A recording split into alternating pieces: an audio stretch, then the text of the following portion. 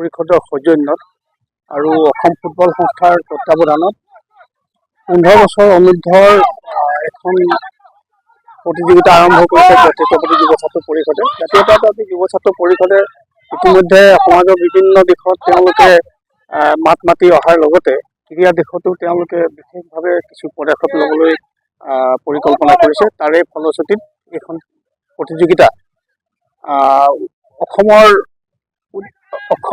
অসম ভিত্তিত অসমৰ বিভিন্ন ঠাইৰ পৰা অহা 15 বছৰ অনুৰ্ধৰ বিভিন্ন দলে যোগদান কৰিছে। ইয়াত বিশেষকৈ খেলখন 4টা ঠাইত হৈছে: কাকপথাৰ, ডুমডুমা, ডিগবৈ আৰু মাৰ্ঘেৰিটাত। 16টা দলে যোগদান কৰা এই খেলখন আজি ডিগবৈত এই মুহূৰ্তত ছেমিফাইনেল খেল এখন চলি আছে। এইখন খেল অনুষ্ঠিত হৈছে দুলীয়াজান FC আৰু নগাঁৱৰ FC মাজত। আৰু ইতিমধ্যে কালিলৈ ফাইনেল হ'বলগীয়া খেলখনলৈ ডিমলহোলা দলটিয়ে ফাইনেল খেলাৰ যোগ্যতা অৰ্জন কৰিছে। তেওঁলোকে আজি টাই ব্ৰেকাৰত ডুমডুমাক পৰাস্ত কৰি ফাইনেল খেলিবলৈ যোগ্যতা অৰ্জন কৰিছে। আৰু আজি এইখন খেলৰ বিজয়ীয়ে কালিলৈ কাকপথাৰত হ'বলগীয়া ফাইনেল খেলখনত প্ৰতিদ্বন্দ্বিতা কৰিব আজি বিজয়ী ডিমলহোলাৰ লগত।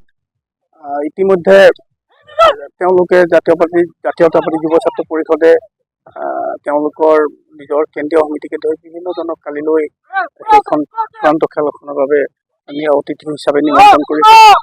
আমি আশা কৰিম যে কালিলৈ এখন সুন্দৰ খেল উপভোগ কৰিবলৈ ৰাইজে পাব। বিশেষকৈ এই ভাল কাম এটা যোগাত্মক দিশটো হ'ল বিশেষকৈ 15 বছৰ অনুৰ্ধৰ খেলুৱৈসকলক আগবঢ়াই নিবলৈ এখন মঞ্চ দিবলৈ জাতীয়তাবাদী যুৱ ছাত্ৰ পৰিষদে যিটো প্ৰচেষ্টা লৈছে সেয়া মই ভাবোঁ প্ৰশংসনীয়। আৰু ইয়াত ইতিমধ্যে যিহেতু অসমৰ সকলো বিভিন্ন ঠাইৰ দলে আহি যোগদান কৰিছে, গতিকে অসমৰ বহু ঠাইৰ খেলুৱৈ এখন মঞ্চ পাইছে আৰু এইটো এটা যোগাত্মক। অসমবাসী তথা ডিমৰীয়াবাসীৰ বাবে সুখবৰ।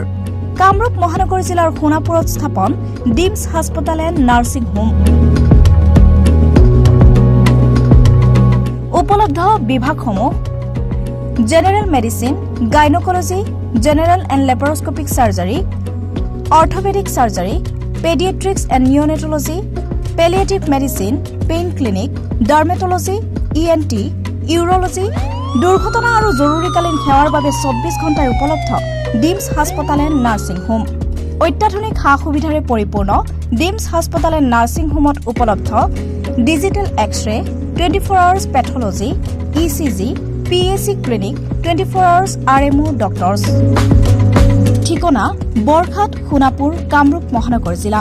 যোগাযোগৰ নম্বৰ 8009040080।